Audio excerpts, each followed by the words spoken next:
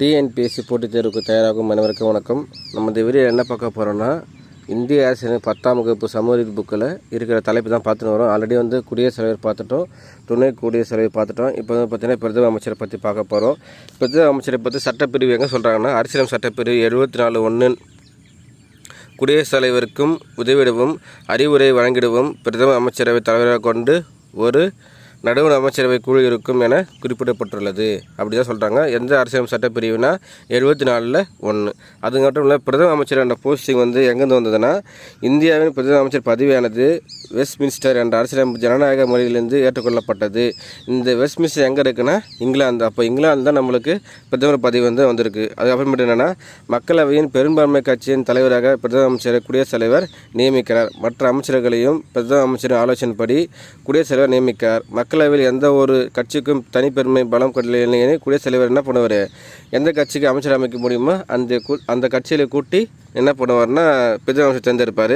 அதுக்கப்புறமேட்டு ஜவஹர்லால் நேரு பிரதம அமைச்சர் இந்தியாவின் முதல் பிரதம அமைச்சர் தெரியும்.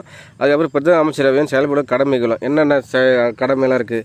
அரசியலமைப்பு சட்டப்பிரிவு 78 பேர் பிரதம அமைச்சரின் கடமைகளை குறிப்பிடப்பட்டுள்ளது.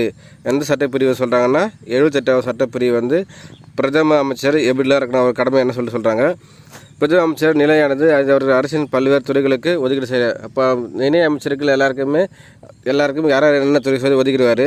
அதுக்கப்புறமா ஃபுல்லாக பிரதம அமைச்சர் பல்வேறு துறைகளுக்கு பணிகளை மேற்கொள்வார். எல்லாமே அவர்கள் போவோம். முக்கியமான தலைவர் பார்த்தீங்கன்னா, பிரதம அமைச்சர் என்பவர் குடியரசுத் தலைவருக்கும் அமைச்சருக்கும் இடையே பாலமாக செயல்படுகிறார். இதுதான் ரொம்ப ரொம்ப முக்கியம். என்னென்னா, ஒரு பாலமாக செயல்படுகிறார். அப்புறம் பிரதம அமைச்சர் நாட்டின் உண்மையான தலைவராக அவர் நாட்டின் முக்கிய செய்தி தொடர்பாகவும் செயல்படுகிறார். அப்போ நாட்டின் முக்கிய தலைவர் யாருன்னா பிரதம அமைச்சர் தான். அவர் பார்த்திங்கன்னா அவர் நாட்டின் முக்கிய செய்தி தொடர்பாகவும் செயல்படுகிறார். யாருக்குன்னா, அதுக்கப்புறமேட்டு சர்வதேச மாநாடுகள், காமன்வெல்த், அணிசேரா மாநாடுகள், உச்சி மாநாடுகள், சார்க்கு மாநாடுகள் ஆகியவற்றில் இந்திய நாட்டின் பிரதிநிதியாக பிரதமர் பங்கு பெறுகிறார். இப்போ எதனால் வெளியில் ஒரு மாநாடு நடக்குது, ஒரு மீட்டிங் நடக்குதுன்னா அவர் யாருன்னா இந்திய சார்பில் யார் போவார்னா பிரதம அமைச்சர் போவார். ஆனால் அந்த பிரதம அமைச்சர் அங்கே என்னென்ன ஒப்பந்தம் போட்டாலுமே அது யாராவது பேரில் இருக்கணும் அப்படின்னு சொல்லியிருக்காங்கன்னா, இந்திய குடியரசுத் தலைவர் பேரில் தான் நடைபெறும் ஒப்பந்தம் எது போட்டாலுமே. இதுதான் சொல்கிறாங்க. ஸோ இவர் தகவல் ஆட்சி நிர்வாகம் எல்லாமே குடியரசுத் தலைவர்கிட்ட ரிப்போர்ட் கொடுக்கணும். அதுதான் பாலமாக செயல்படுகிறார் சொல்கிறாங்க.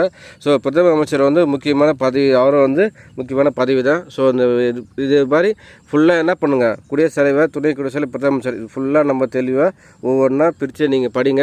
கண்டிப்பாக இந்த டாப்பிக்லேருந்து கண்டிப்பாக ஒரு 2 கொஸ்டின் இல்லை 3 கொஸ்டின் வருவதற்கான வாய்ப்பு நிறைய இருக்குது. ஸோ இந்த வீடியோ புதுசாக பார்க்குற மறக்காம சேனல் லைக் பண்ணுங்கள்.